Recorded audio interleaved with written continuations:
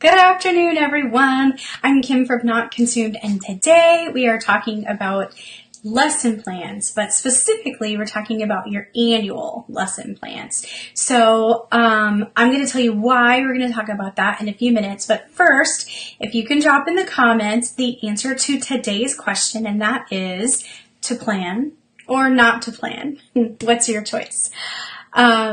My choice is to plan. I love to plan. In fact, I love to plan so much that I often make all kinds of plans and never actually do them. That's kind of sad, I know, but hey, that's the way it works. So today I mentioned we're going to talk about planning, and the secret that I want to tell you that most people are shocked to hear is that as a homeschooler and as a person who has been homeschooling for many years now, going on, I guess, 14 years now, I do not use a plan book. No plan book, zero, none, zero.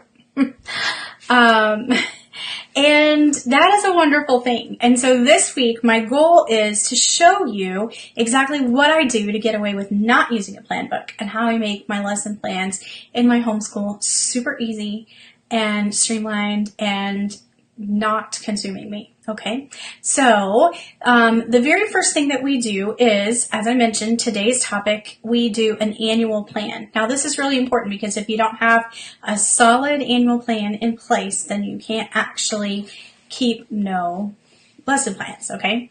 So if you're just joining us, I'm going to switch the screen to show you my annual plan here in just a second. But before I do, please drop in the comments. I would not to know today's question is to plan or not to plan. Which one are you more prone to do? So just drop that in the comments, to plan or not to plan.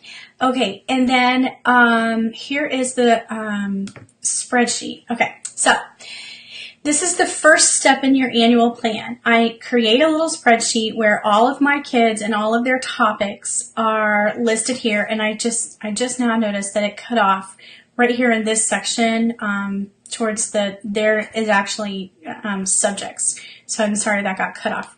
But this shows you each one of my kids and exactly what they're going to be doing this year. And basically there's a 3-step process in this spreadsheet. And the first, of course, is, just set it up, right? And then I put in what I think we're going to do, and that kind of changes sometimes throughout the summer or the spring as we're investigating or whatever. If it's in that blue color, that is curriculum that I already own that we've had from previous years. So that's always helpful to know, and you'll notice that it's very heavy on the bottom end because that's the way it works, right? Then the yellow color is things that I know I need to buy or repurchase, like some of those things we've done before, but we need like another printable pack. Like for IEW, there's like a handout pack that we buy every year that you wouldn't have to, but it's just easier for us to do that, so we do. So that's how I organize this. And then once I've ordered it, I highlight it in yellow. When it comes in, I usually unhighlight it in yellow, but I haven't done any of that at this point, and a few things are in, so you know how that goes. One thing that I want to point out here that creating this spreadsheet does for you is it gives you, see how there are holes here? It helps me to see, oh, I haven't picked out anything for spelling for my youngest kid, so I need to do that. Because school is getting ready to start. I haven't picked out anything for history for Rachel either. So that's another thing that I need to get on and make sure that I am accomplishing. So that's a great thing about the spreadsheet. Now, once you have this spreadsheet in place, now you know exactly what you're using for each subject. And the next step is going to be to begin to use your student planner. Now, what we do is I put in the second page, I think it is, yes, it's called the educational snapshot. And I'm showing you this really closely so you can see. This is where I record all the things basically that you just saw on that spreadsheet. So it makes it really easy, but it's for each child specifically. Now this is going to come in handy for the lack of the lesson plan book, as we progress through the week, you'll see exactly why this is very important. But you want to note exactly what you're using for each subject. So math, teaching textbook 6, we're using the extra math website, etc. And so each little thing, like for here, we're using the reading journal. And then also one thing we know we're focusing on is Old Town Adventure series. He will read some other books. We'll note some of those on here, but we don't have to because we have another place to record those. So that's not necessary.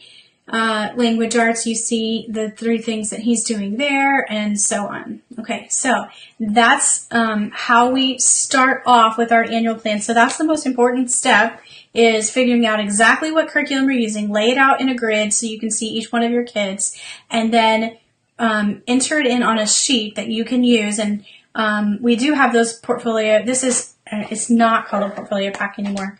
The student record and planner. These are available on our site, and in case you want to use something like this, I'm giving away some this week. So be sure to enter the giveaway. That's what it's for.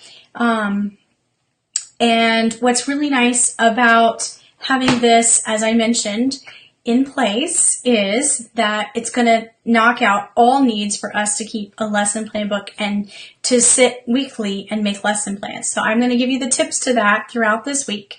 This is going to be broken into 5 sections so that it's not too long. So 2 things you have to do now. First, if you haven't answered our question, I would love for you to drop your answer to plan or not to plan. Which one best defines your ideal choice there? Are you a planner or are you more spontaneous? And then make sure if you are not subscribed to the Summer Extravaganza email list, be sure you jump on that email list. The link is in the comments here or in the description here. If you get on that email list, then you will get the videos for the rest of the week. Tomorrow we're going to be talking about calendars, monthly, weekly, and annual. So you're going to want to make sure that you are on that list so you get an email link even if you miss the live video. And of course, enter to win our giveaway and share with your friends. I hope this was helpful to you today, and we'll see you tomorrow, friends. Bye.